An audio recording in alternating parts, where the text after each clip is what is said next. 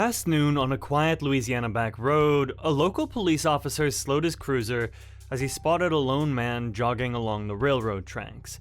The man was dusty and sweating in the heat, wearing only a tank top and shorts.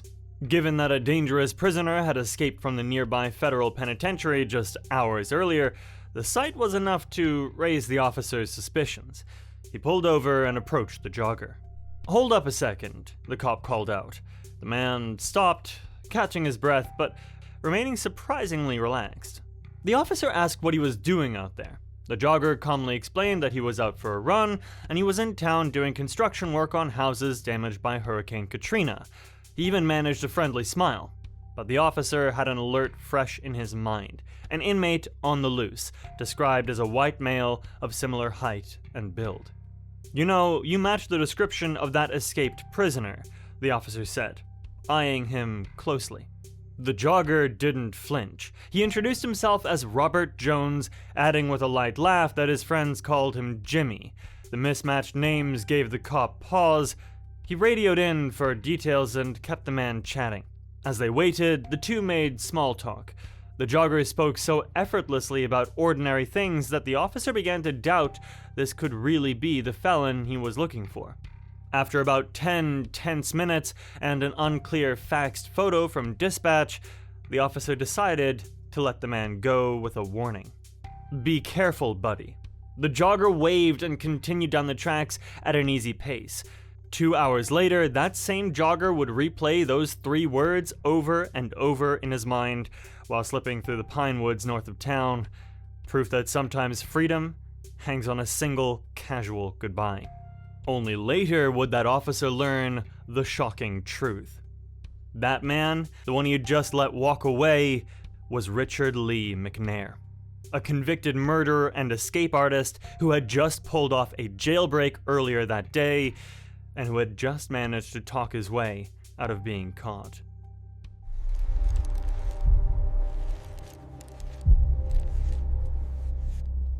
Let's rewind to the beginning of this extraordinary story, inside the fortified walls of USP Pollock in central Louisiana. Pollock was a maximum security federal prison guarded by layers of fencing, razor wire, and watchtowers. It was built to be escape-proof. No prisoner had ever breached its perimeter since it opened. Among the inmates in 2006 was 47-year-old Richard Lee McNair. He wasn't a typical hardened gang member. In fact, McNair had once been a US Air Force sergeant and was known by those around him for being polite, intelligent, and affable. But behind that mild demeanor lay a desperado's determination. McNair was serving 2 life sentences plus 30 years for murder and other crimes, and he had no intention of dying behind bars. He had already escaped prison twice before, and now he was quietly planning to do it again. McNair's criminal journey began in 1987 in Minot, North Dakota. During a botched burglary at a grain warehouse office, he was surprised by 2 men. Panicking, McNair opened fire. One man was wounded and survived, but the other, a truck driver named Jerry Thies, was killed. McNair, who had been leading a double life as both an Air Force serviceman and a serial burglar, was caught and convicted of murder and attempted murder. The judge ensured he'd never walk free, handing down life sentences.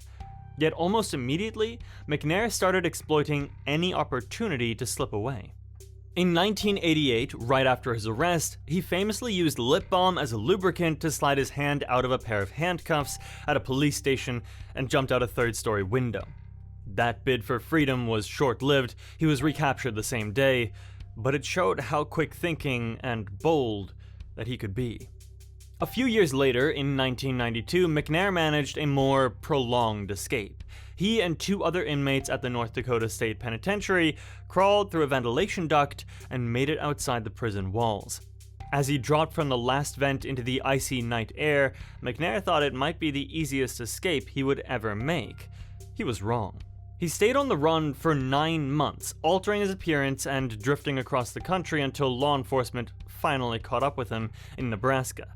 Each time he escaped, he learned from his mistakes, growing more patient and cunning. After the second escape, authorities treated McNair as the high-risk inmate that he really was. He was eventually transferred to the federal Supermax prison in Florence, Colorado, ADX Florence, the most secure prison in America, where escape is virtually impossible. Realizing he'd never break out of ADX, McNair played the long game. He kept out of trouble and petitioned for a transfer to a regular maximum security prison. In 2005, his request was granted, and he was moved to USP Pollock in Louisiana. To prison officials, Pollock must have seemed like a safe place to put McNair. To McNair, Pollock was a new hunting ground for an escape plan. At Pollock, McNair behaved like a model inmate. He earned the trust of the staff by working hard and staying out of trouble. He took a job in the prison's manufacturing program, where inmates repaired old mailbags for the US Postal Service. Day in, day out, he sewed up canvas mail sacks in a big workshop near the prison's perimeter. But while he worked, McNair's sharp eyes were studying the setup. He noticed that pallets of repaired mailbags were regularly wrapped in plastic and taken by forklift to a warehouse outside the main prison fence to await pickup. In that routine process, McNair saw a chance. If he could hide himself among the mailbags on one of those pallets, he might literally ship himself out of the prison. It was incredibly risky, yet an incredibly tempting idea.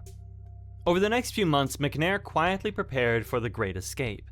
He carefully observed the timing of the mailbag deliveries and the habits of the guards and factory staff. He also gathered materials under everyone's noses.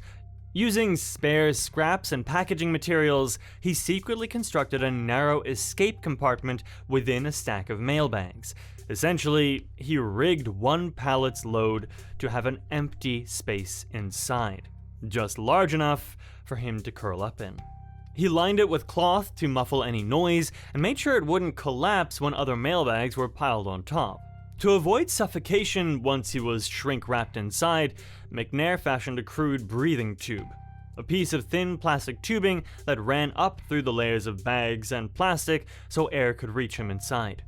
He stashed a razor blade and a simple homemade cutting tool on himself to slice through the plastic from the inside when the time was right. And he squirreled away a set of civilian clothes that would help him blend in outside. Gym shorts, a t-shirt, and running shoes he could wear instead of the prison uniform once he'd escaped. He was meticulous. Nothing was left to chance that he could control. By April 2006, McNair was ready to act. He waited for a day with normal routines, nothing to arouse extra attention.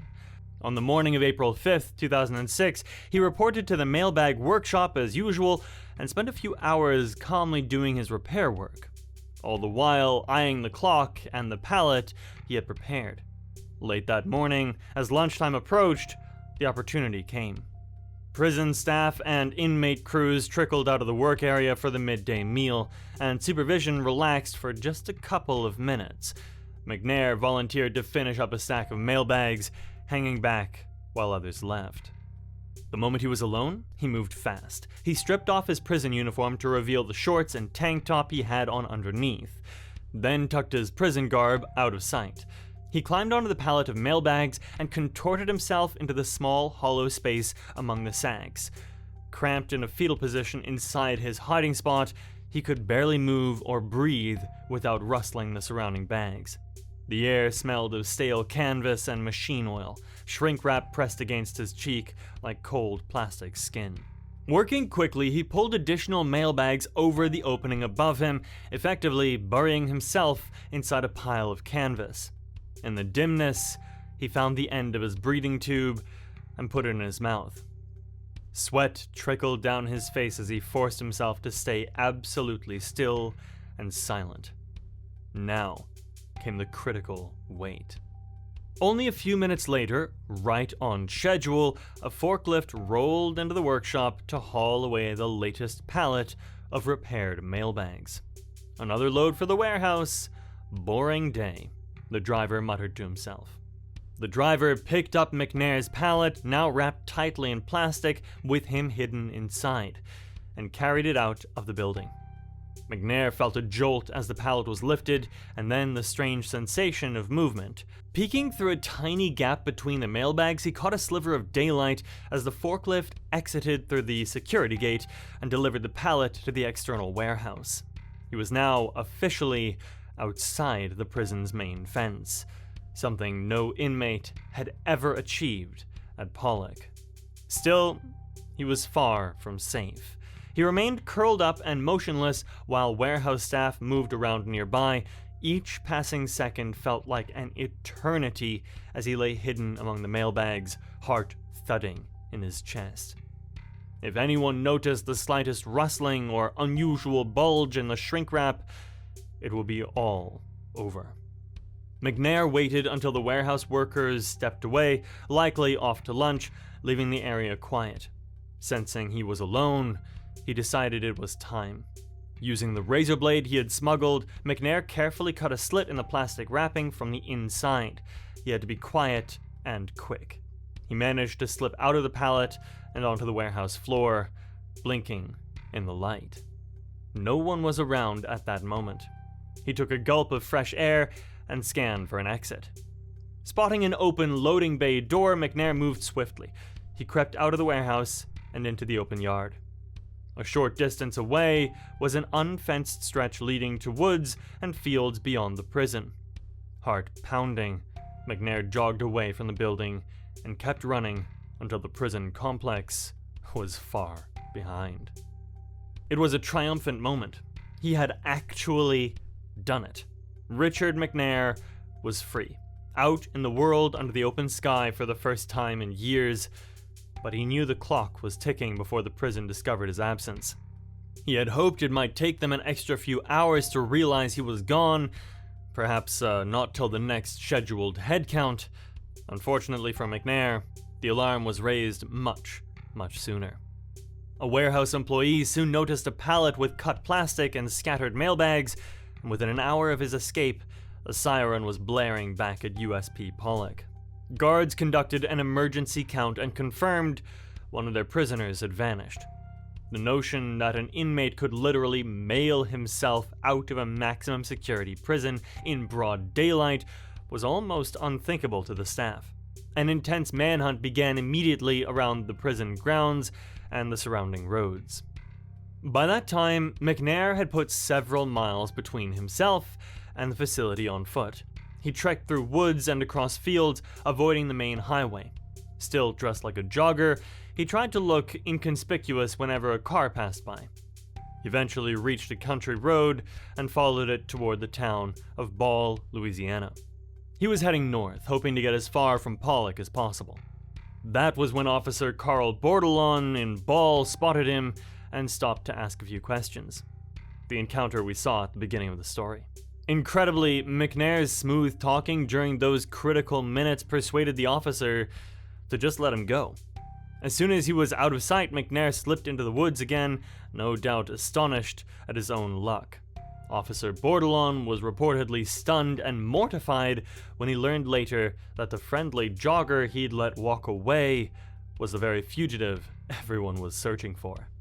With that narrow escape behind him, McNair doubled down on getting far away. He knew by nightfall every law enforcement agency in the country would be aware of his flight. The US Marshals service wasted no time. Within days, McNair was placed on their top 15 most wanted fugitives list. His mugshot was broadcast on America's Most Wanted on TV, and the news media picked up on sensational stories of the prisoner who mailed himself out of jail. McNair needed to disappear, and fast. Over the next few weeks, he made his way across the country. At some point, he acquired a car, likely by theft. In late April, an interesting incident occurred. McNair surfaced over 2,000 miles away in British Columbia, Canada. He managed to slip across the US-Canadian border, perhaps using back roads and a rural crossing on foot, and ended up in Western Canada. On April 28, 2006, Royal Canadian Mounted Police in the town of Penticton, BC, approached a suspicious vehicle at a beach parking lot. The car was stolen, and as two Mounties went to check it out, McNair, who was loitering nearby, realized he was about to be cornered. "Stop! Police!" one of them shouted. McNair made a split decision. He ran, sprinting across a field and vanishing before the stunned Canadian officers could react. They recovered the car and found it full of maps, fake IDs, even a digital camera with selfies of McNair in various disguises. Only 2 days later did one officer watching an episode of America's Most Wanted recognize the man who had bolted. McNair had been right under their noses. Once again, he melted away just in time. After that, McNair changed tactics. He ditched any vehicle that might be associated with him and traveled more cautiously. For over a year, he hopscotched across North America, zigzagging to keep investigators off his trail. He rode a stolen bicycle from British Columbia into the Yukon at one point, then returned south. He snuck back into the United States briefly, then back into Canada through remote areas. He spent time in vast woodlands of central Canada, reportedly even considering buying a piece of remote property in British Columbia to hide out in. He lived in cheap motels under alias names and sometimes camped rough in the wilderness. During this time, McNair avidly watched any TV segments about his own manhunt. He learned what clues the authorities had and adjusted his appearance and routines accordingly. He grew a beard and then shaved it. He wore glasses at times to alter his look. He used intelligence to stay one step ahead, and he made a point of not drawing any attention by committing any violent crimes. In fact, despite being a killer on the run, McNair refrained from hurting anyone during his flight. Now, he did steal cars and license plates and break into occasional vacant cabins or businesses to get food or equipment, but he avoided personal confrontation. Mosquitoes needled every inch of exposed skin on summer nights, yet he preferred their sting to the clang of steel doors. This oddly gentlemanly conduct won him a bit of folk hero mystique in the press. The clever convict who escaped in a mail parcel and managed to roam free without spilling blood. By 2007, McNair had traveled thousands of miles. He spent some time enjoying the great outdoors that he missed so much in prison, hiking and even mountain biking in Canada's picturesque landscapes. But he couldn't relax. A cloud of paranoia followed him.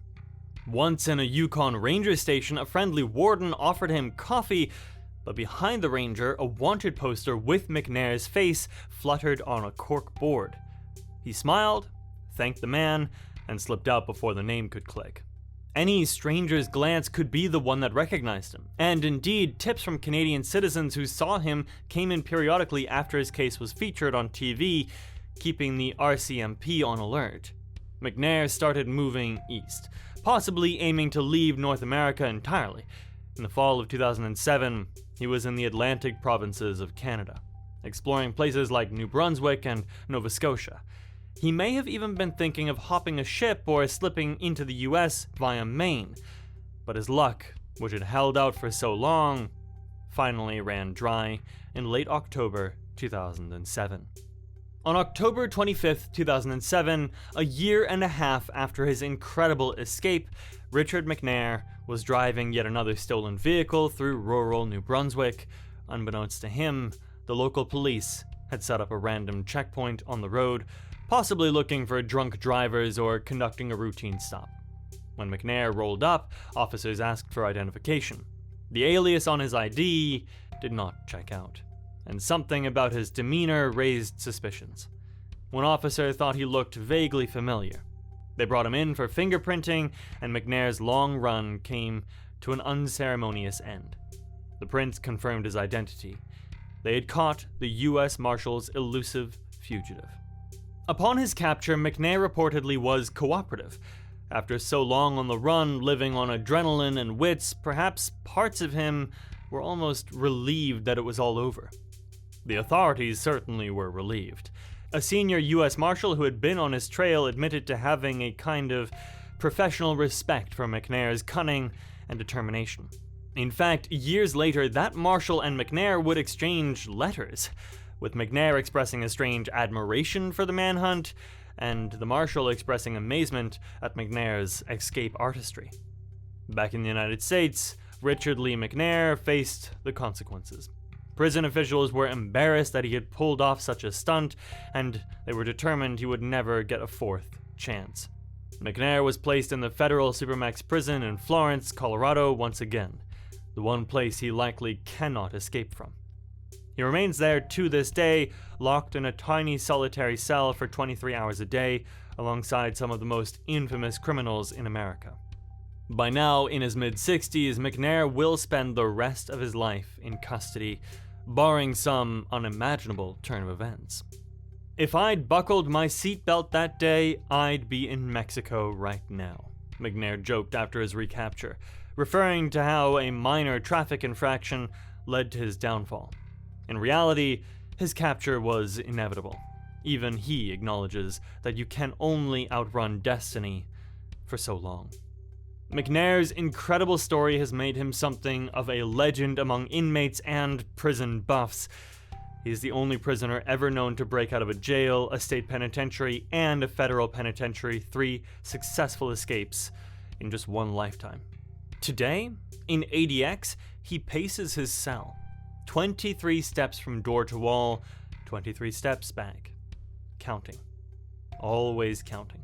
Because a man who once mailed himself to freedom hasn't completely quit believing lightning may just strike a 4th time. If you enjoyed this Prison Break case, check out the channel. There you'll find many great stories just like this one. If you like what you see, please subscribe. I'd be very grateful, and I'll catch you next time.